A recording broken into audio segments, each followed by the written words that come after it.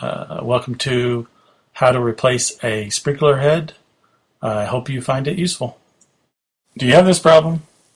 Sprinkler blowout? Or this, a sprinkler head that just won't pop up? Or this one, another one that just won't pop up? Or maybe this one that pops up halfway? Well, if you do, it's time for a new sprinkler head. First thing you need to do is find a replacement sprinkler head. So head to your local hardware store and check out the sprinkler head section. Before you do, check out the position of your current sprinkler head and just verify what type of sprinkler head you'll need. If your old sprinkler head is on the corner like this one, you'll need a 90 degree. If it's along a straight edge, you'll need a 180 degree sprinkler head. Or if it's in the middle of your yard like this one, you'll need a 360 degree sprinkler head.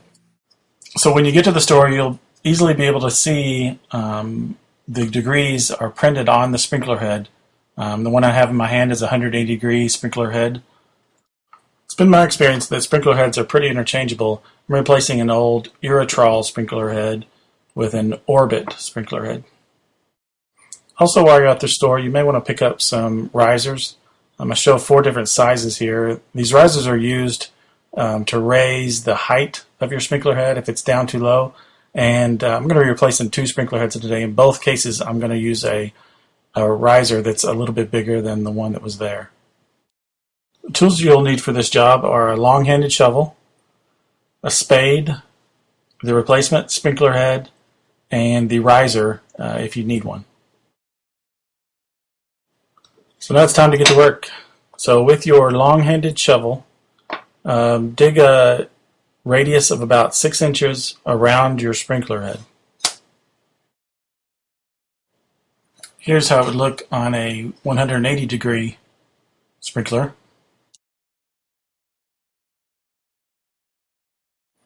So in this video, I'm also going to replace a 360 degree sprinkler head.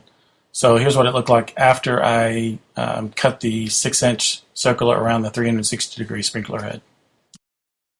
So you should just be able to lift your sod out of the hole that you cut and try to keep your sod together as much as possible so you can put it back nice and neat later. On this one, I was able to just lift the ball of sod straight out of the hole that I dug. This should somewhat expose your sprinkler head. In my case, my sprinkler head was too low, so it didn't expose it very much at all. Now just get your small spade and dig out the rest. You can do it a little bit with a long-handed shovel. Just make sure you don't damage the PVC pipe that's down below the sprinkler head. Just make sure you dig down far enough so that when you unscrew your sprinkler head, not too much debris gets down in the exposed pipe. If a little bit of dirt does get down in there, I'll show you later how to flush your pipe. But try not to get too much down in there, especially rocks. When you're ready, just unscrew your sprinkler head from the fitting.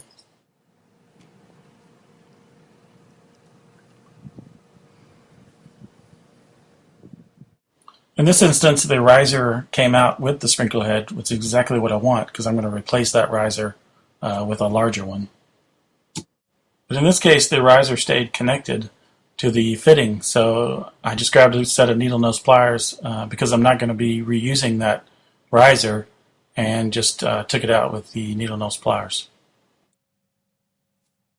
Next, I've just taken my sprinkler head and attached the little bit bigger riser to raise my sprinkler head just about a ½ inch. So it's time to install the new sprinkler head, but before we would do that, we want to flush the line. In the past, to do this, pretending this is in the ground, I've raised the inner cylinder, unscrew the nozzle, take out the filter, and let the inner cylinder just go back inside. Then you can turn on the water, flush the line.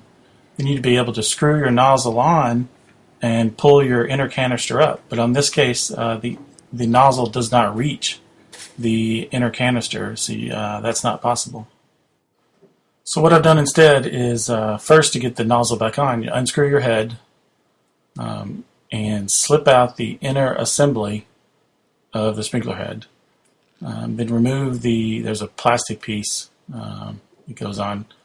Just slide that down, then you can put your filter in and then install your nozzle again. So what we're going to do is this whole assembly we're going to remove. Once it's in the ground, we're going to remove this and then flush the line with that out. So with your sprinkler head completely back together, install the sprinkler head into the fitting, which is not easy to do one-handed holding a camera. With the new sprinkler head in place, just replace all the dirt and the sod around your sprinkler head. So in order to flush your line, just remove the sprinkler head assembly like we did earlier, so that the water and debris can flow through. Then just turn on the water to that zone to flush the line.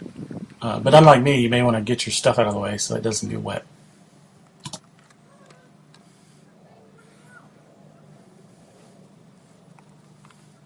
Then just reinstall your sprinkler head assembly and your cap.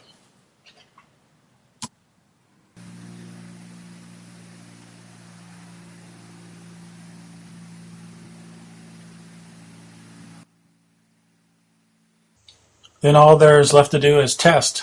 In this case, this was a 360-degree sprinkler head, so everything looks good. In the case of a 90 or 180-degree sprinkler head, the sprinkler head is very easy to turn to position the correct way. So just turn it on, and if it needs adjusting, just walk up to it and turn it, and you should be set.